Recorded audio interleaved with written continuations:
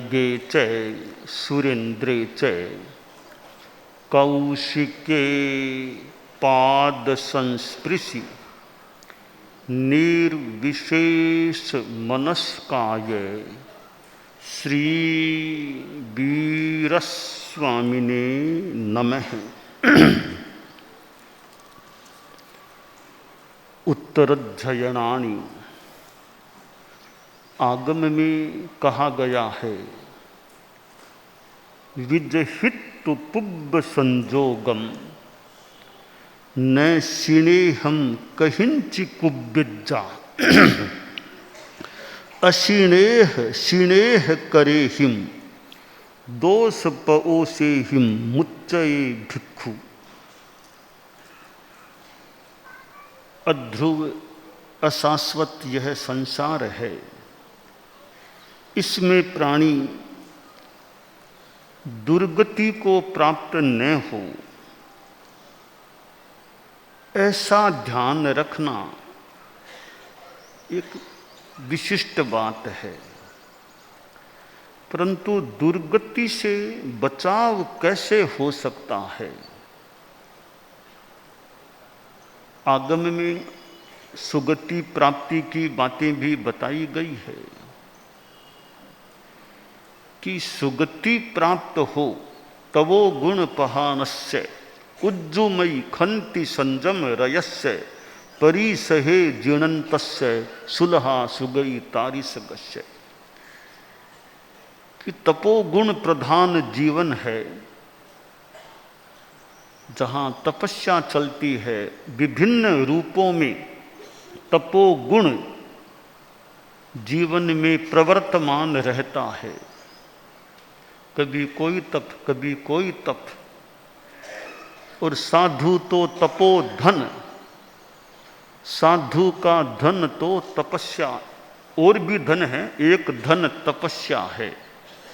रुपया पैसा हम जैसे साधुओं का धन नहीं है। बहुत मकान अधिकार में हो हम जैसे साधुओं के लिए वह प्रॉपर्टी भी काम का या हमारी विधि व्यवस्था के अनुरूप धन नहीं है। तो साधु का धन क्या हो सकता है। अश्यस्वम तपो योग समादयः निर्ग्रंथो भिक्षु रस्यस्वम तपो योग समादयः। कलिकाल सर्वज्ञ आचार्य हेमचंद्र ने जो कहा, ये साधु के पर्यायवाची नाम देकर बताया कि भिक्षु, ये साधु भिक्षु, इसका धन क्या है। तपोयोग, तप धन है, योग धन है, सम उपशम की साधना धन है, आदि चीजें साधु के धन होते हैं। तो तपोगुण जीवन में है तो मानना चाहिए सुगति प्राप्ति का एक आयाम हाथ में आया है। तपस्या करना बहुत अच्छी चीज है। ये वर्षी तप एकांतर क्रम चलता है, यह भी एक अच्छा, यूँ ज़्यादा तकलीफ भी न पड़े, वर्षी तप चलता रहे, काम भी चलता रहे। इस दृष्टि से काफ़ी उपयोगी अनुष्ठान है वर्षी तप। और कितने व्यक्ति इस वर्षी तप की साधना के साथ जुड़ते हैं। करने वाले लंबी लंबी तपस्या भी करते हैं, पर इतनी आसानी से ज़्यादा कोई फर्क नहीं। तपस्या चल रही है, वो खुद भी थोड़े चल रहे हैं, तपस्या भी चल रही है। अपना अपना योग है, संयोग है कि तपस्या भी काफ़ी आसानी से हो जाए, ज़्यादा कष्ट न पड़े, ज़्यादा परवशता न आए। ऋजुमति सरलता ऋजुता हो तो दुर्गति से बचाव की अच्छी संभावना बन सकती है। छल कपट नहीं, ऋजुमति। मन प्रयोग ज्ञान का भी एक प्रकार है ऋजुमति, विपुलमति। यहाँ ऋजुमति सरलता है, आर्जव है। धोखा, छल कपट, ठगी, मन में कुछ बाहर कुछ, लुकाव छिपाव अवांछनीय वह नहीं, सरलता है, सहजता है, तो एक सुगति का उपाय प्राप्त हो गया। और खंती शांति है, सहिष्णुता है, सहन कर लो, सहन करो, सफल बनो। कोई कुछ भी बोल दिया, कर दिया, प्रतिकूल व्यवहार कर लिया, तो भी क्षमा भाव, क्षमा क्षमा वीरस्य भूषणम, वीर आदमी का आभूषण यह क्षमा धर्म होता है। तो शांति में निरत है और संयम में रत है। संयम, बात बात में संयम, बोलने का संयम, सोचने का भी संयम, शारीरिक चंचलता में भी संयम। हथ संजय, पाय संजय, वाय संजय, संजय इंद्रिय, हाथों का संयम, पैरों का संयम, वाणी का संयम, इंद्रियों का संयम। तो संयम में जो रत रहता है और परिसहे जिणन्तस्य, परिसहों को जीतने वाला होता है। सर्दी, गर्मी, भूख, प्यास आदि परिसह है, स्थान, उबड़ खाबड़, बढ़िया जैसा भी मिला, सब में समता, प्रसन्नता, समता, परिसहों को जीतने वाला है। ऐसे व्यक्तित्व के लिए सुगति सुलभ हो जाती है। आज चैत्र शुक्ला नवमी है, राम नवमी है। आचार्य भिक्षु का ये अभिनिष्क्रमण दिवस जो उन्होंने संत भीखण जी के रूप में जो की अवस्था में किया था, तो वह अभिनिष्क्रमण दिवस भी आज है। हम आचार्य भिक्षु के जीवन को देखें कि उनमें तवो गुण पहानस्य जो श्लोक है, कितना उनके जीवन में रहा होगा। कोई हमारे साधु साध्वियाँ समणिया, ये शोध प्रबंध लिखने वाले, शोध कार्य करने वाले भी इस श्लोक के संदर्भ में आचार्य भिक्षु के जीवन को कोई देखने का प्रयास करे, उनके जीवन के घटना प्रसंगों को देखे, जीवन क्रम को देखे कि तवो गुण पहानस्य, यह उनके जीवन में कितना रहा है, किस मात्रा में रहा है। जीवन के प्रसंगों को देखने से कि किस रूप में तपोगुण प्रधानता रही थी क्या उनके जीवन में, ध्यान से उनके जीवन वृत्त को कोई पढ़े कि कौन कौन सी बातें उनके जीवन के तपोगुण प्राधान्य को उजागर करने वाली हैं, अन्वेषण किया जा सकता है। उज्जुमयी ऋजुमती कि आचार्य भिक्षु में सरलता किस रूप में, उसके भी कोई प्रसंग हैं क्या। और खंती सहिष्णुता, सहन कर लेना, उसके कौन से प्रसंग मिल सकते हैं। और उनकी संयम की साधना, उसके कोई प्रसंग, परिसहों को जीतना, भूख प्यास आर पानी मिलाक नहीं मिलाक, कैसे नदी में आता अपना, आदि कई चीज़ें, तपोगुण आदि आदि का अन्वेषण एक शोध के रूप में कोई इच्छुक हो तो अपने आलेख में, लेख में उसको प्रस्तुत कर सकता है। तो आचार्य भिक्षु एक छोटे गांव में जन्मे थे, मारवाड़ का वे कंटालिया गांव, और एक शिशु ने जन्म लिया और कैसे उनकी तेजस्विता, पराक्रमशीलता प्रस्फुटित हुई। दुनिया में बच्चे तो बहुत जन्म लेते हैं, पर महापुरुष तो कोई बच्चा बनता है। भक्तामर में जैसा कहा गया, स्त्रीणाम शतानि शतशो जनयन्ति पुत्रान, नान्या सुतम त्वदुपमं जननी प्रसूता, सर्वा दिशो दधति भानि सहस्र रश्मिं, प्राच्येव दिग्जनयति स्फुरदंशु जालम। सैकड़ों माताएं सैकड़ों पुत्रों को जन्म देती हैं, परंतु ऋषभ जैसे पुत्र को, भगवान ऋषभ जैसे पुत्र को जन्म देने वाली तो मरुदेवा माता थी। तो माताएं तो अपने अपने बच्चों की सब माताएं हैं, परंतु ऋषभ भगवान जैसे पुत्र की माता बनने का गौरव या स्थिति मरुदेवा मां को प्राप्त हुआ। तो ये जो माताएं तीर्थंकरों को जन्म देने वाली, तीर्थंकरों की माता बनने का गौरव प्राप्त करने वाली हों, उनके लिए तो वैशिष्ट्य की वह बात होती है।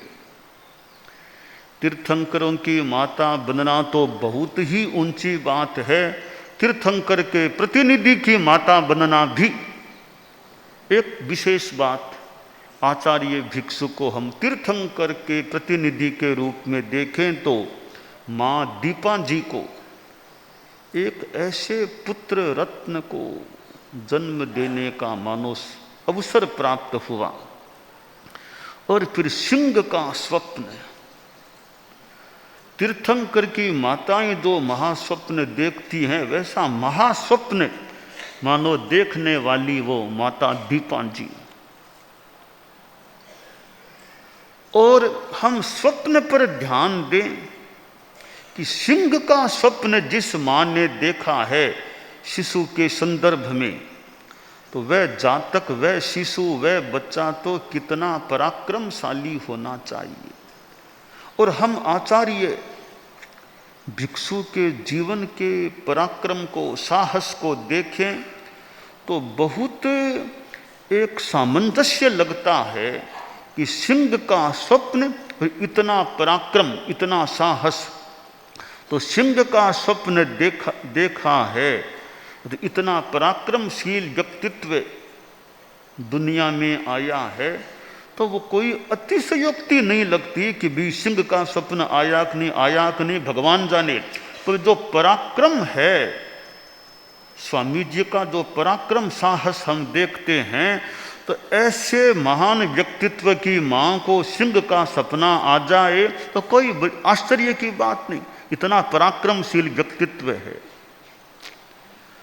और आचार्य भिक्षु के हम जीवन को, उनके साधना पक्ष को देखें। अब निश्चय में तो मैं नहीं कहता, कल्पना करूं बहुलांश में या पूर्णांश में, भावितात्मा अनगार जैसा कोई संत, भावितात्मा अनगार जैसा साधु पुरुष आचार्य भिक्षु के जीवन को देखने से ऐसे मन में आता है कि मानो वो कोई भावितात्मा अनगार जैसे व्यक्तित्व थे। और आगम में एक जगह आया है, ये उसका भाव यह है कि यह जो महास्वप्न देखने वाली माँ होती है, जैसे सिंह का सपना, ऐसा स्वप्न देखने वाली माँ होती है, उसका जो वो बेटा होता है, वो बेटा या तो कोई राजा, मांडलिक राजा जो भी बन जाए, अथवा भावितात्मा अनगार बन जाए। तो ऐसा लगता है, वो आगम की बात पर मैं दृष्टिपात करूं तो मुझे तो बहुत समानता लग रही है कि सिंह का सपना देखा है मां दीपा जी ने, तो भिक्षु स्वामी एक भावितात्मा अनगार के रूप में वो एक मानो कल्पना में आ रहे हैं। उनका जो संयम, त्याग, तपस्या, साधना और उनका जो प्रतिपादन का सौष्ठव या कला थी, कई बार साधना हो सकती है, बहुत संयमी आदमी है, पर उन्होंने जिस प्रकार एक वाग्गणना की, प्रवचन किया, सिद्धांत की बात समझाने में दृष्टांतों को काम में लिया, तो मानो वो तीर्थंकर के प्रतिनिधि के रूप में देश ना देने वाले, बात को समझाने वाले, और कितनी निर्भीकता आचार्य भिक्षु में रही होगी। अरे एक समुदाय को छोड़ देना, आज का यह चैत्र शुक्ला नवमी का दिन, इस दिन संत भीखण जी ने दूसरा अभिनिष्क्रमण किया था। पहला अभिनिष्क्रमण तो जब माँ दीपा जी के घर से मान लो परिवार से रवाना हुए, वो पहला अभिनिष्क्रमण था। और जब अपने गुरु के घर से मान लो ठिकाने से अभिनिष्क्रमण किया है स्थानक से, वो उनका दूसरा अभिनिष्क्रमण था।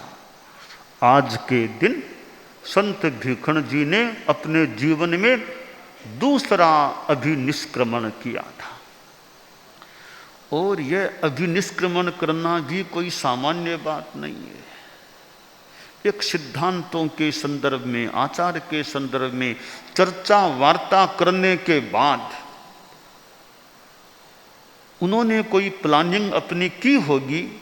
प्लानिंग के अनुसार आज का दिन उन्होंने चुना होगा कि आज का दिन ठीक है, रामनवमी का दिन, रामचंद्र जी से भी जुड़ा हुआ आज का दिन, उनके जन्म से जुड़ा हुआ ये रामनवमी का दिन।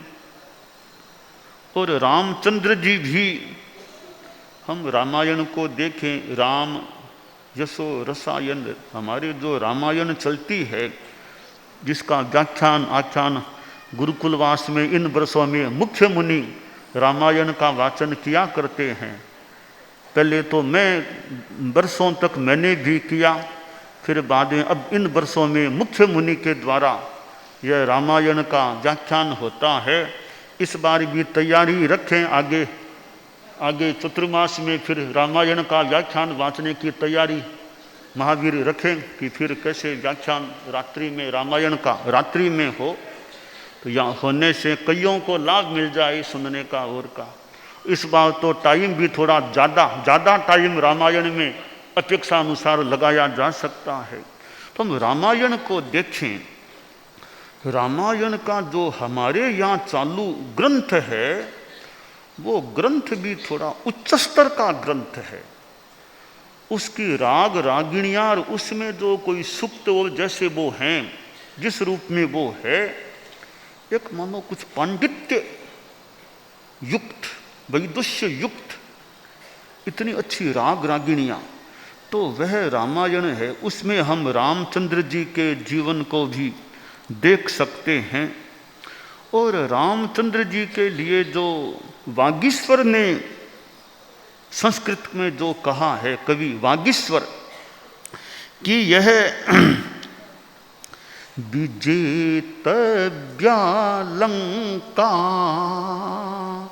चरण तरणीयो जलनिधि विपक्षो पौलस्त्यो रणभुवि सहायाश्च कपयः तथाप्येको रामः सकलमवधीत राक्षसकुलं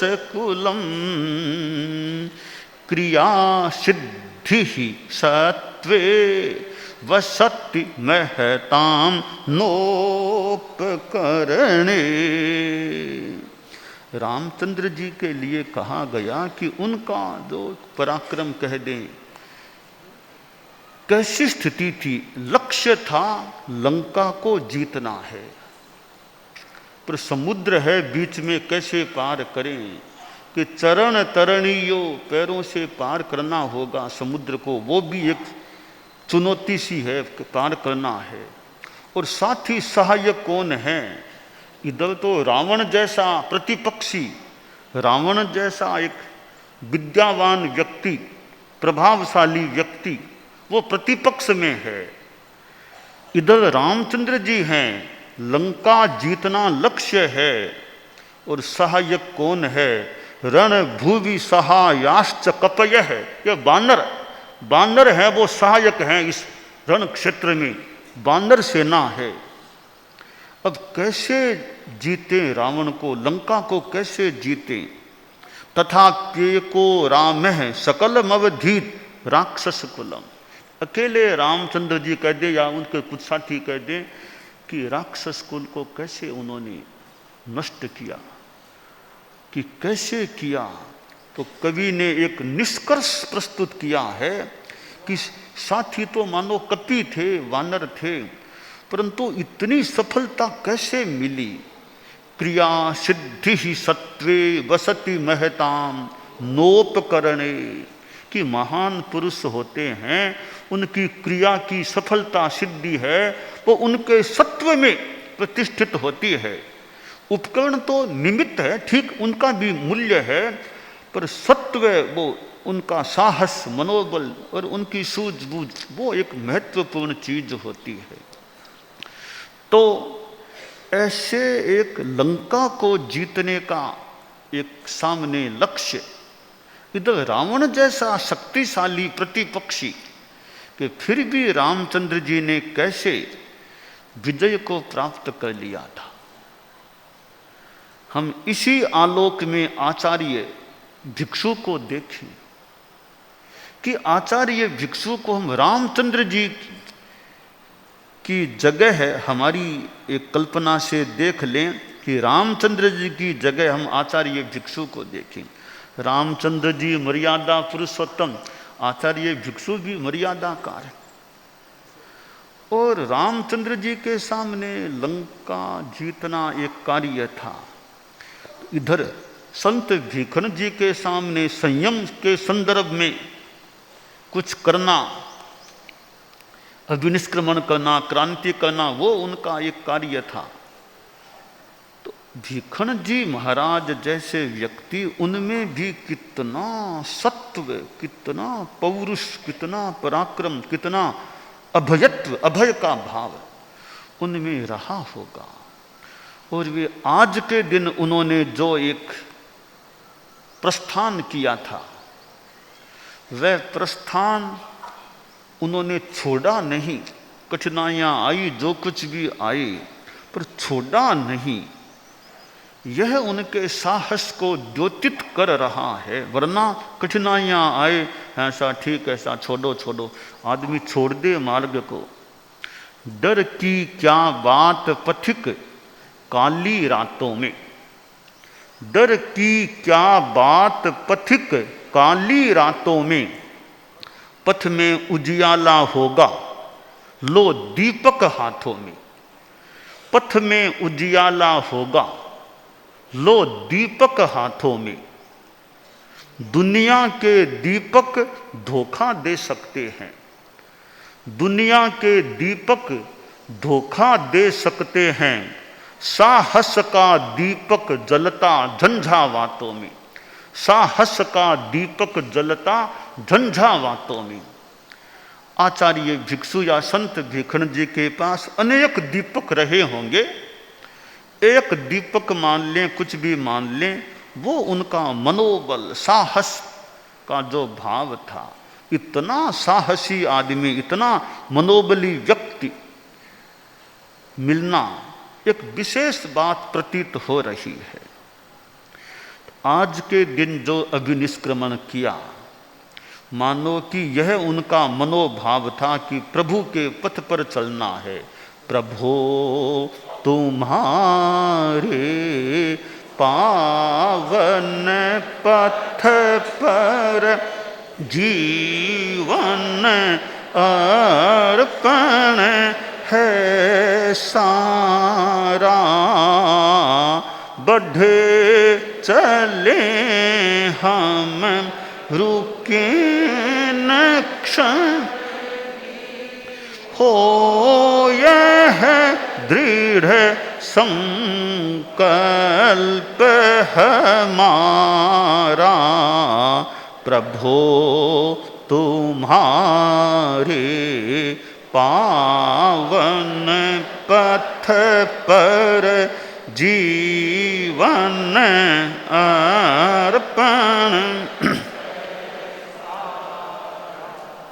प्राणों की परवाह नहीं है, प्राण को अटल निभा,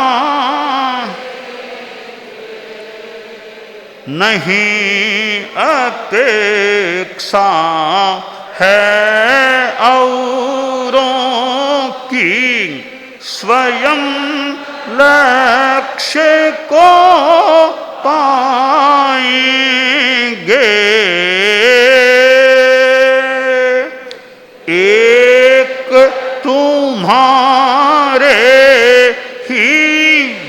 वचनों का एक तुम्हारे ही वचनों का भगवन प्रतिपल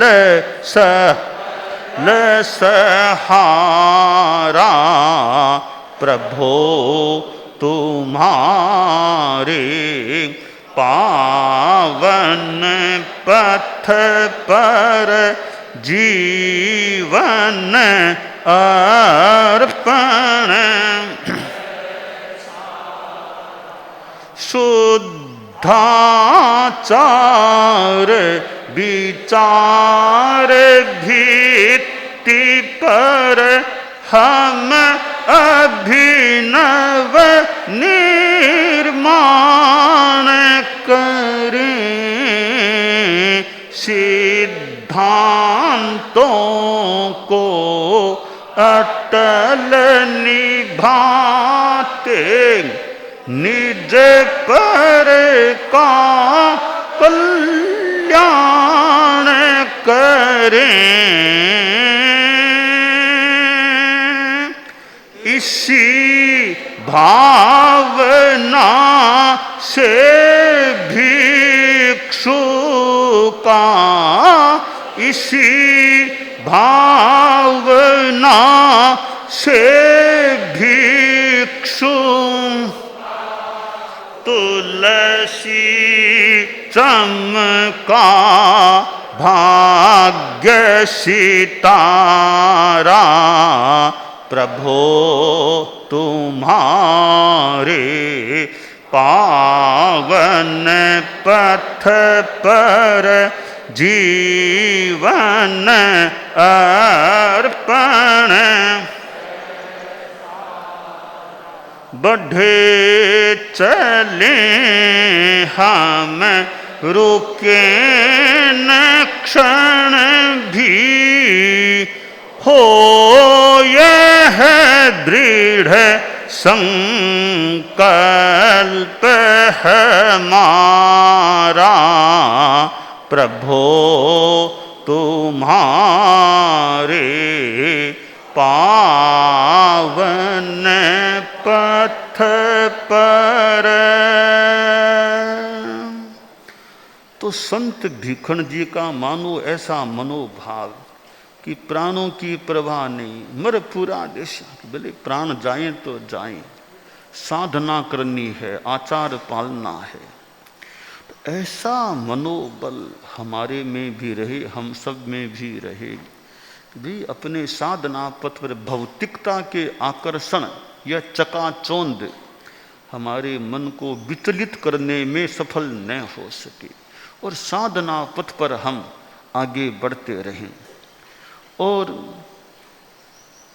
एक भगवान के वचन कह दें, अध्यात्म की बात कह दें कि वो हमारे लिए एक सामने आदर्श है कि जो साधना की बात है, वाणी है, कल्याणी वाणी आगम हैं, उनके आलोक में हमारा पथ प्रशस्त रहे और हम उस पथ पर, आलोकित पथ पर चलते रहें। आलोकित पथ हमारा आलोकित रहे और उस पर हमारी गतिमत्ता बनी रहे। आज का यह चैत्र शुक्ला नवमी का दिन तो राम नवमी के रूप में प्रतिष्ठित है। तो एक और जहाँ रामचंद्र जी का अपना माहात्म्य हमें ग्रंथों में पढ़ने से, सुनने से, जानने से उपलब्ध हो सकता है, तो दूसरी ओर हम आचार्य भिक्षु को भी देखें कि वो भी कैसा एक पुरुष हुआ था, कैसा महापुरुष हुआ था, जिसमें इतना मनोबल, साहस, इतनी निष्ठा प्रतीत हो रही है तो मानो कोई भावितात्मा अनगार प्रकट हुआ था इस भरतक क्षेत्र में। भावितात्मा अनगार कि केवल साधना की बात नहीं, सिद्धांत की बात भी, और सिद्धांत को भी प्रतिपादन करने का अपना एक उनका क्रम, ऐसा अनेक गुणों का समवाय हम आचार्य भिक्षु में, संत भीखण जी में देख सकते हैं। संत भीखण जी के साथी यानी उनके सहयोगी संत हुए हैं। एक आदमी कोई शुरू कर दे, वो आगे क्रम चलता है तो वो विशेष बात है, वरना शुरू हुआ कुछ वर्षों तक चला, बाद में अवरोध आ गया, धराशायी हो गया, ऐसी भी स्थिति बन जाए। हम तेरा पंथ के इतिहास में देखें, किसी की आसाधना न हो, आज तेरा पंथ के हम 265 लगभग या 265 करीब मान लें, 66 करीब होने वाले मान, इतने इतिहास में संघ पार्थक्य करने वाले तो कई व्यक्ति हुए हैं। पर जैसे आचार्य भिक्षु का ये पंथ आगे बढ़ता रहा है, वैसा और किन का हमारे धर्म संघ से पार्थक्य करने वालों में किन का पंथ इस प्रकार आगे चला है। तो कोई योग है, कोई नियति का संयोग है, तो कोई स्वामी जी का अपना जो भी पराक्रम पुण्य जो भी है कि एक पंथ शुरू हुआ और वह चलता रहा है, आगे बढ़ता रहा है, आज तक अब तक यह हमारा धर्म संघ जो आचार्य भिक्षु से जुड़ा हुआ है, चल रहा है। और आचार्य भिक्षु के साथी हेमराज जी स्वामी, बेनीराम जी स्वामी, भारमल जी स्वामी, खेतसी जी स्वामी, ऐसे उनके सहयोगी संत जो उनको मिले हैं, वो संत कितने महान संत, हेमराज जी स्वामी जैसे संत स्वामी जी को प्राप्त हुए। भारमल जी स्वामी तो उनको मुहा वाले उनको उत्तराधिकारी के रूप में भी उपलब्ध हो गए। इधर खेतसी जी स्वामी जैसे विनीत या सेवा भावीर ऐसे संत उनको मिले। बेनीराम जी स्वामी जैसे संत और भी संत उनके शिष्य परंपरा में हुए हैं। तो यह आदमी का कोई भाग्य होता है तो अच्छे सहयोगियों का एक काफिला, सहयोगियों का समुदाय भी, हालांकि सारे संत एक समान ही, कुछ कठिनाई वाले भी संत, हम किसी की आसाधना नहीं करना चाहते, कई तरह के संत मिले हैं, तो उनमें कई संत लगता है काफी एक योग्य अनुकूल संत भी। तो हेमराज जी स्वामी जैसे एक संत, ऐसे संत खेतसी स्वामी अपने ढंग के, हेमराज जी स्वामी अपने कितने ज्ञानी और कितने चर्चावादी, और एक ऐसे संत मिले थे। तो ये अपना भाग्य कह दें कि टीम में ऐसे अच्छे व्यक्तित्व मिल जाते हैं। तो आचार्य भिक्षु के हम जीवन को देखें कि कैसा उनका जीवन का क्रम, लगभग 77-78 वर्षों का लगभग वर्षों का उनका जीवन काल रहा है। वे किस तरह तो सिंह का सपना देखा, मानो शेर की तरह वो दहाड़ते रहे, गरजते रहे, अपना काम करते रहे, और कैसे उत्तर दे देते थे, कैसे अपनी बात को दृष्टांत से समझाने का प्रयास करते थे। तो ऐसा एक पराक्रमी पुरुष प्रतीत हो रहे, महान पराक्रमी पुरुष थे, इतने निर्भीक व्यक्तित्व थे, इतनी निर्भीकता का होना भी, वरना आदमी घबरा जाए, डर जाए। तो वो ऐसा महापुरुष, मानो शेर की जंगल में जैसे शेर राजा है, वो शेर की तरह मानो अपने विचरण उन्होंने किया होगा। कितने परिचय, अवरोध, विरोध जो भी आए, और कैसे उन्होंने एक समुदाय को छोड़कर क्रांति करना, तो मानो विरोध को मोल लेने की सी बात है। विरोध हुआ भी, हम किसी की आसाधना मैं नहीं करना चाहता, यानी विरोध जो भी आया है उसको सहन करना वो बड़ी बात होती है।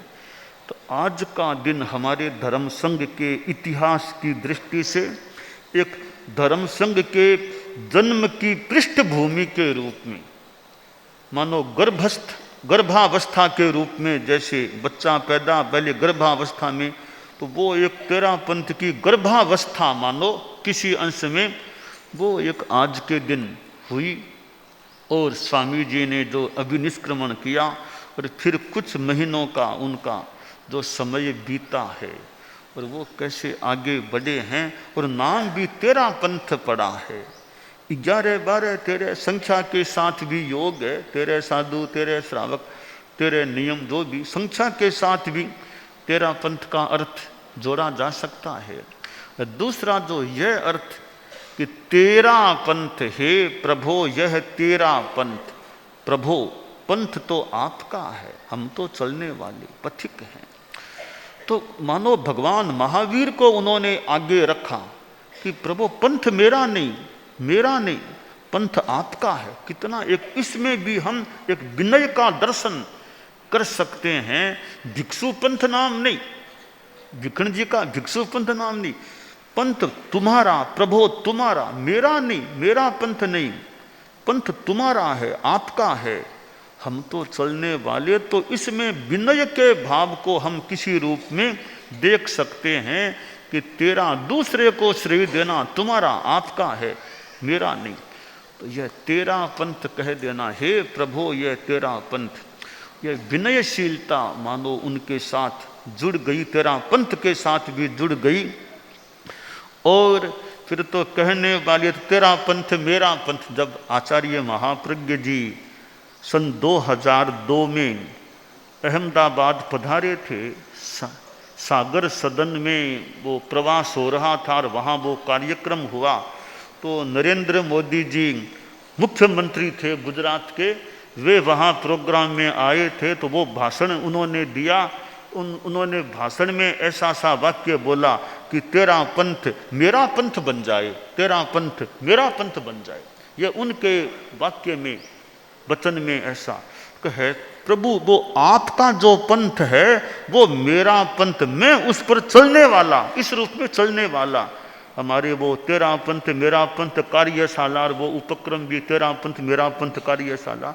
पंथ है तो आपका, मैं उसका अनुयायी बन जाऊं, इस रूप में यह तेरा पंथ मेरा पंथ हो जाए, या मैं इसको अपना लूं, इस रूप में यह मेरा पंथ बन जाए। तो ये तेरा पंथ के नाम के साथ हम अहंकार, विलय या विनयशीलता का भी दर्शन एक दृष्टि से संभवतः कर सकते हैं। तो आचार्य भिक्षु ने विधि विधान भी रचा, नियम लिखत मर्यादाएं बनाई, और कितनी मर्यादाएं, अनेक मर्यादाएं आज भी हम लोग उनको पाल रहे हैं, उन मर्यादाओं पर चल रहे हैं। ऐसा नहीं केवल कागज में लिखी पड़ी है, कई मर्यादाएं तो मैं बहुत ही यूँ कुछ अंशों में गलत न हो तो दावे के साथ कह सकता हूँ, कुछ मर्यादाएं तो उस समय की, जो स्वामी जी के समय की, आज भी हमारे द्वारा कितनी पालित हो रही है।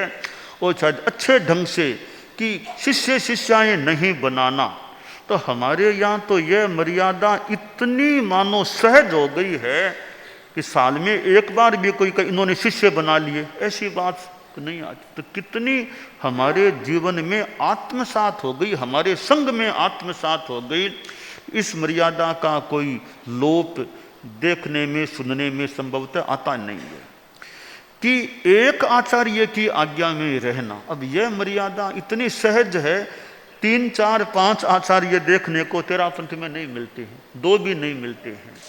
तो ये उनकी जो मर्यादा या बात, वो आज किस रूप में आज भी पालित हो रही है। बिहार चतुर्मास और जो आचार्य की आज्ञा, हमारी जो मर्यादा है, कितनी पालित हो रही है। और दीक्षा में योग्यता का ध्यान देना बहुत ही अच्छे ढंग से पालित हो रही है। लगभग कह दूं मैं, ऐसा मुझे प्रतीत हो रहा है कि योग्यता का ऐसा नहीं आया दीक्षा दो, योग्यता। और ये पारमार्थिक शिक्षण संस्था है, अब तो और भी सुविधा हो गई थोड़ी योग्यता पर ध्यान देने में।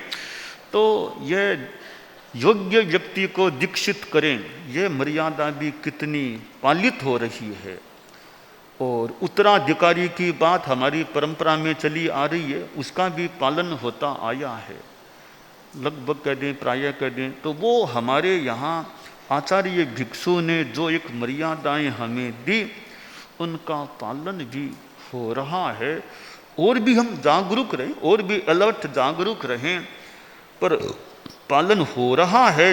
जितने अंशों की मैंने बात जो बताई, कुछ मर्यादाओं का उल्लेख किया, ये भी उजला पक्ष है हमारे धर्म संघ के लिए कि आज भी वो परंपरा, एक आचार्य की आज्ञा में चलने की परंपरा अब तक वो जो चली आ रही है। बीच में संघ में थोड़ी व्यवधान या संकट की स्थिति भी आई, परंतु हमारे संघ ने फिर रास्ता खोज लिया, अपने आचार्य को प्राप्त कर लिया। थोड़ा सा एक व्यवधान आ गया था बीच में, जब कोई आचार्य संघ में नहीं रहा था, आचार्य विहीन संघ हो गया था।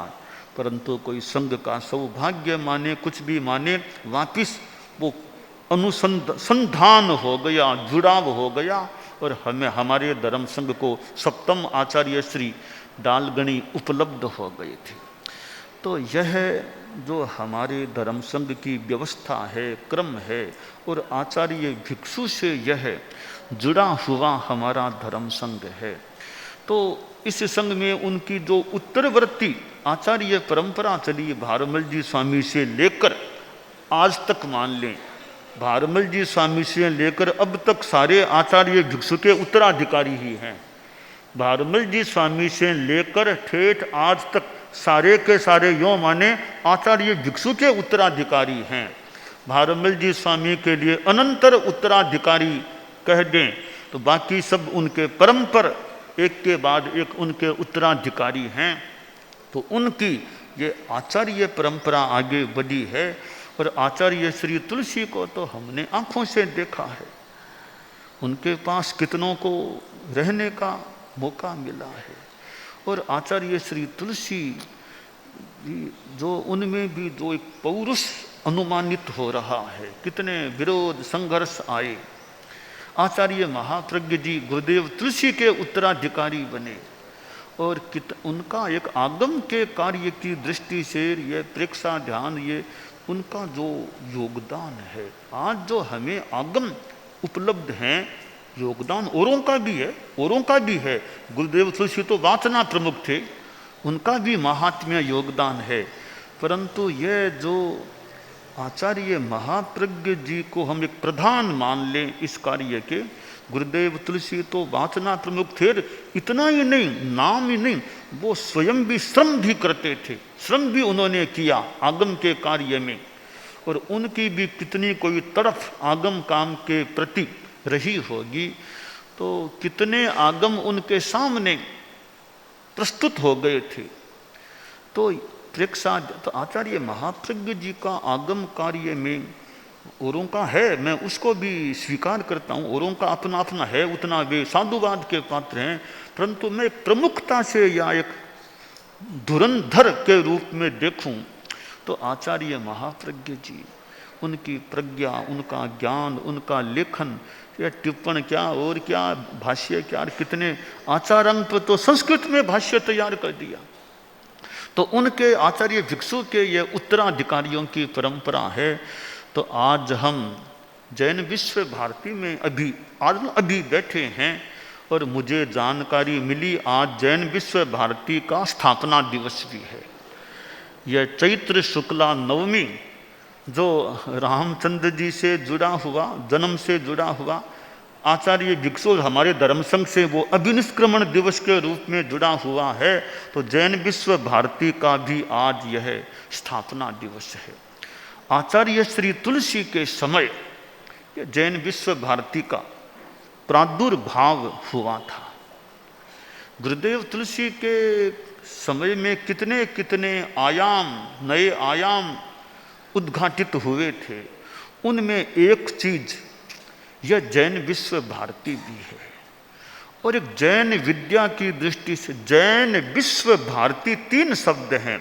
जैन तो हमारा जिनो देवता अश्य से जैन, जैन हो गया।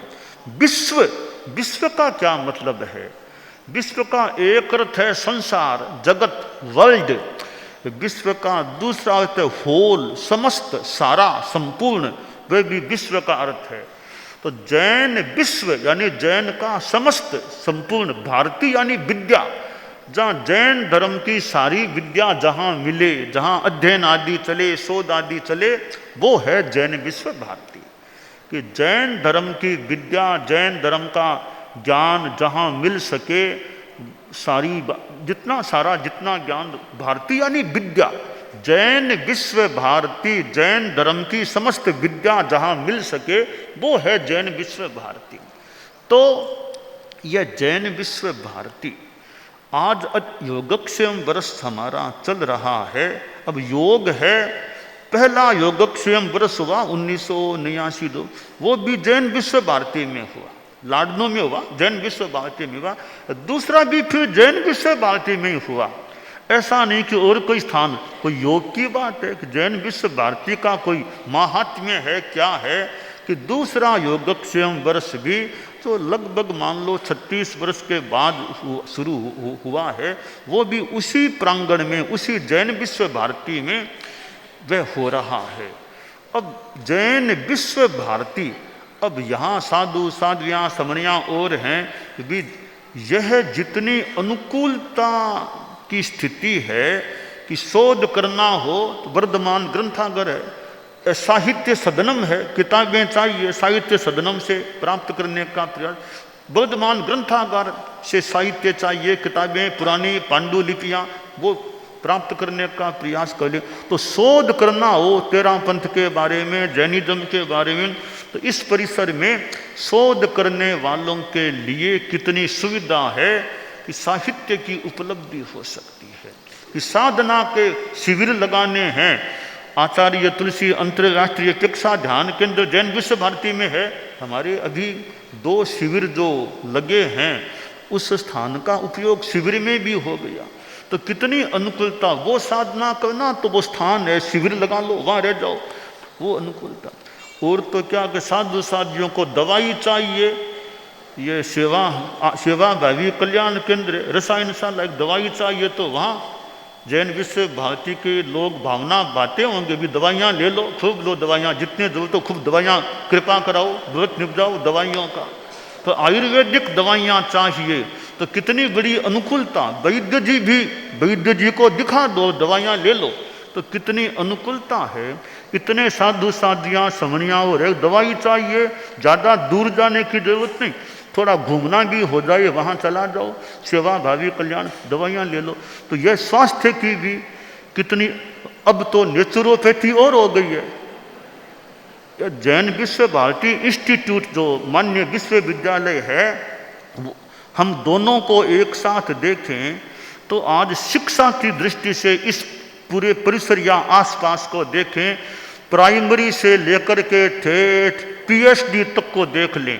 एक इस आसपास की इस एरिया में जैन विश्व भारती इंस्टीट्यूट में प्राइमरी शुरू से मान लो लेकर ठेठ तक अध्ययन करना हो तो करते रहो, आगे बढ़ते रहो। एक ही इस एरिया में ठेठ शुरू से लेकर पीएचडी तक पहुंच सकते हो। तो शिक्षा की कितनी बड़ी सुविधा है। और जैन विश्व भारती में यहाँ तो स्कूल है सो है ही, टमकोर में भी जैन विश्व भारती की स्कूल, जयपुर में जैन विश्व भारती की स्कूल, और भी कोई संबद्ध स्कूल ऐसे संस्थान, विद्या संस्थान हो सकते हैं। तो शिक्षा की दृष्टि से भी जैन विश्व भारती प्लस जैन विश्व भारती इंस्टीट्यूट एक कितने बड़े माध्यम बन। विदेशियों को कोई रिसर्च करना हो संभवतः यहाँ भी रिसर्च करो, ग्रंथागार है और है, अध्ययन करो, शोध करो। तो शिक्षा की बात भी है और शोध की बात। ये आज जो हमारे आगम हैं जैन विश्व भारती में, लो आपको मूल पाठ चाहिए, एक टिप्पण चाहिए, एक अनुवाद, यहाँ से गवेषणा करो, यहाँ से प्राप्त करो। तो आगम पढ़ने के लिए कितनी सुविधा साधु साध्वियों समणियों आदि के लिए है। या वे भी और भी साहित्य चाहिए, साहित्य सदनम में पधारो, देख लो कौन सी किताब चाहिए। तो कितनी वर्धमान ग्रंथागार को देख लो। तो ये इतनी अनुकूलताएं हमें योगक्षेम वर्ष में यहाँ जैन विश्व भारती इंस्टीट्यूट में, और चिकित्सा के नेचुरोपैथी कराना है, जैन विश्व भारती इंस्टीट्यूट का वो नेचुरोपैथी वाला प्रांगण है, वहाँ वो करा लो। फिजियोथेरापी कराना हो तो देख लो, जो कुछ। तो यहाँ कितनी अनुकूलताएं साधु साधियों समणियों आदि को उपलब्ध है। तो जैन विश्व भारती में शिक्षा भी है, शोध भी है, साधना भी है, समन्वय, समन संस्कृति संकाय, जैन विद्या का अध्ययन करना और वो आगम मंथन आज जो भी, कि कितना उसके माध्यम से आज कितना समाज को एक आनुकूल्य प्राप्त हो रहा होगा। ऐसी संस्कृति, समन्वय, समर्पण और इस प्रकार जैन विश्व भारती जो आचार्य श्री तुलसी के समय में प्रादुर्भूत हुई थी, वो आज भी गतिमान है और आज जन्म दिवस है, स्थापना दिवस है जैन विश्व भारती का। रामचंद्र जी का इधर या रामनवमी, इधर जैन विश्व भारती का भी यह आज का दिन स्थापना दिवस के रूप में प्रतिष्ठित स्थापित है। तो यह जैन विश्व भारती, जिसे कामधेनु भी कहा गया, कामधेनु, जय कुंजर भी कहा गया, तो यह एक ऐसा परिसर है, ऐसा तेरा पंथ समाज में और कहीं भी दूसरा ऐसा परिसर या ऐसी एरिया है क्या जहाँ एक साथ इतनी चीज़ें मिलती हैं। दवाई भी मिलती है, साहित्य भी मिलता है, शिक्षा की व्यवस्था भी है और ये कई चीज़ें हैं, ध्यान साधना के लिए भी व्यवस्थाएं हैं। कोई भी ऐसा परिसर, ऐसा कैंपस पूरे तेरापन समाज में, पूरी दुनिया में और कहीं भी है क्या इतनी अनुकूलताएं एक साथ जहां मिलती हो। और तो क्या, समणियों का मुख्यालय भी जैन विश्व भारती में, मुमुक्षु भाइयों का मुख्यालय जैन विश्व भारती में, और अभी तो संतों का सेवा केंद्र भी बरसों से जैन विश्व भारती में, और पिछले अरसे में शादियों का ठिकाना भी वो जैन विश्व भारती में भी बना हुआ है, तो शादियाँ भी रह रही है। तो ऐसा परिसर कोई भी दूसरा हमारे तेरापन समाज में है क्या, इतनी चीज़ें एक साथ जहाँ मिलती हों। इस माने में तो गलत न हो तो जैन विश्व भारती या जैन विश्व भारती इष्ट दोनों मिला लें, अद्वितीय चीज, अद्वितीय, दूसरा कोई उदाहरण आज तेरापन समाज में मेरी जानकारी में नहीं आ रहा है। तो ऐसा यह जो जैन विश्व भारती का, और कार्यकर्ता भी कितना समय लगाने वाले, कि जैन विश्व भारती इतना बड़ा ये क्रम है तो इसको संभालना भी तो वो हाथी की खुराक भी तो बड़ी होती है। हाथी को बांधना तो मान लो बांध ले, उसको खाना भी तो खिलाना पड़ेगा ना हाथी को। तो जैन विश्व भारती तो हाथी है, इसको बांधा है तो खाना भी देना होता है, हाथी को पालना है उतना ध्यान देना होता है। तो जैन विश्व भारती जय कुंजर, इधर कामधेनु है, ये कामधेनु से दूध चाहिए तो कामधेनु है, कोई दूने वाला मिले दूते रहो, दूध पीते रहो। तो इधर कामधेनु है, इधर जय कुंजर है। तो ऐसा यह है।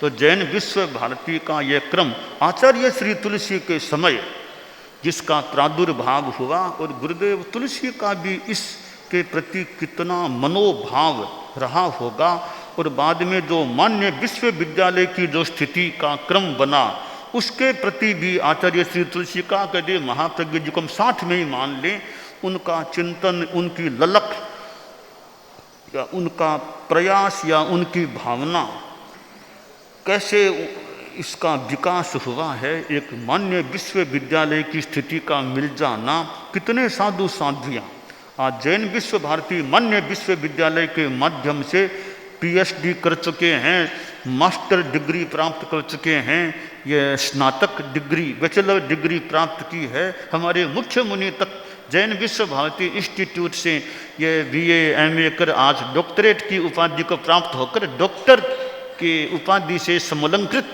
हुए हैं। तो जैन विश्व भारती इंस्टीट्यूट से कितनों को, न केवल तेरापंथियों को, अदर जैन समाज को भी, अदर जैन समाज के जो ये साधु साध्वियाँ जो हैं उनको भी कितना लाभ आज जैन विश्व भारती इंस्टीट्यूट से प्राप्त है। तो ये जैन विश्व भारती और जैन विश्व भारती इंस्टीट्यूट जिसमें आज जैन विश्व भारती का यह स्थापना दिवस है, तो एक जैन विश्व भारती आगे भी धार्मिक आध्यात्मिक विकास करते रहे। और वर्तमान में तो साधु साधियों की सह्यातर कितना स्थान जैन विश्व भारती में हमें मिला हुआ है।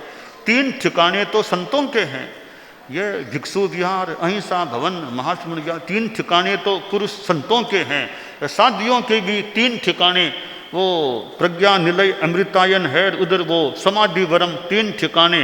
एक ठिकाना समणियों का वो मान लें, गौतम ज्ञान सालार, वो कमरे जो हैं सब मिला करके सामने ही है, गौतम ज्ञान सालार ये कमरे हैं। तो इतना स्थान जैन विश्व भारती में इतनी चारित्रात्माओं को स्थान मिलना, वरना इतनों को बुलाना भी कठिन हो जाए, स्थान नहीं मिले तो इतनों को बुलाएं भी कैसे, पर बुला भी लिया।